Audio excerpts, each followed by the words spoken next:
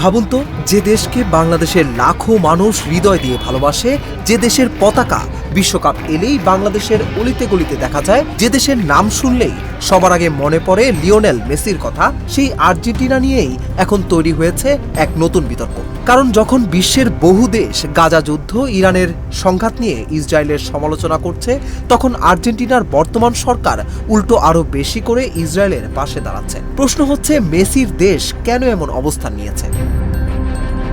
বর্তমান Argentine president Xavier মিলেই ক্ষমতায় আসার পর থেকেই ইসরায়েলের প্রতি প্রকাশ্যে সমর্থন দিয়ে আসছেন। 2026 সালের এপ্রিল মাসে তিনি আবারও ইসরায়েল সফর করেন। সেখানে তিনি সরাসরি ইসরায়েলের প্রধানমন্ত্রী বেনিয়ামিন নেতানিয়াহুর সঙ্গে বৈঠক করেন। শুধু তাই নয়, দুই দেশ নিরাপত্তা, প্রযুক্তি এবং কৃত্রিম বুদ্ধিমত্তা নিয়ে নতুন কৌশলগত চুক্তিও স্বাক্ষর করে। এই চুক্তির নাম দেওয়া হয় আইজ্যাক অ্যাকর্ডস। আর এখানেই শেষ নয়, মিলেই ঘোষণা দেন আর্জেন্টিনা ভবিষ্যতে তাদের দূতাবাস জেরুজালেমে সরিয়ে নেওয়ার পরিকল্পনাও করছে, যে সিদ্ধান্তকে ইসরায়েল বড় কূটনৈতিক বিজয় হিসেবে দেখছে। কিন্তু প্রশ্ন হচ্ছে, আর্জেন্টিনা এতটা ঘনিষ্ঠ হলো কেন? এর উত্তর খুঁজতে গেলে যেতে হবে ইতিহাসে। 1992 সালে বুয়েনোস আয়ার্সে ইসরায়েলি দূতাবাসে ভয়াবহ হামলা হয়। 2 বছর পর 1994 সালে আর্জেন্টিনার একটি ইহুদি কমিউনিটি সেন্টারে আরেকটি বড় হামলা চালানো হয়। এই 2 ঘটনায় শতাধিক মানুষ প্রাণ হারান। আর্জেন্টিনার আদালত বহু বছর ধরে এই হামলাগুলোর জন্য ইরান সমর্থিত গোষ্ঠীগুলোর দিকে অভিযোগের আঙুল তুলেছে। যদিও তেহরান সব অভিযোগ অস্বীকার করে আসছে, বর্তমান প্রেসিডেন্ট মিলেই বারবার বলেছেন এই ঘটনাগুলো আর্জেন্টিনার জাতীয় স্মৃতির অংশ। আর সে কারণেই তিনি ইসরায়েলকে শুধু মিত্র নয়, ভাইয়ের মতো রাষ্ট্র বলে উল্লেখ করেন।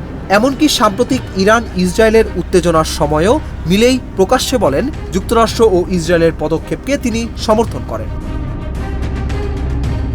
এদিকে বাংলাদেশে বিষয়টিকে ভিন্নভাবে দেখা হচ্ছে, কারণ বাংলাদেশের বড় একটি অংশ ফিলিস্তিনের প্রতি সহানুভূতিশীল।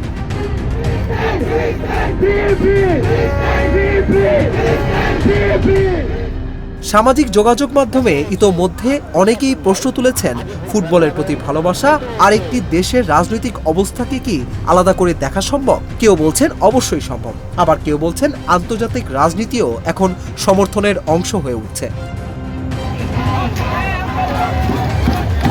তবে বাস্তবতা হলো, বাংলাদেশের আর্জেন্টিনার জনপ্রিয়তার সবচেয়ে বড় কারণ এখনো একজন মানুষ, তার নাম লিওনেল মেসি। ফুটবল মাঠে তার জাদু, বিশ্বকাপ জয়ের স্মৃতি এবং বহু বছরের আবেগ এখনো কোটি ভক্তকে আর্জেন্টিনার সঙ্গে বেঁধে রেখেছে। তাই রাজনৈতিক বিতর্ক যতই বাড়ুক, বিশ্বকাপের মাঠে আর্জেন্টিনার নামলে বাংলাদেশের অসংখ্য ঘরে আবারও আকাশি সাদা পতাকা উড়বে কিনা, সেই উত্তর হয়তো পাওয়া যাবে মাঠে।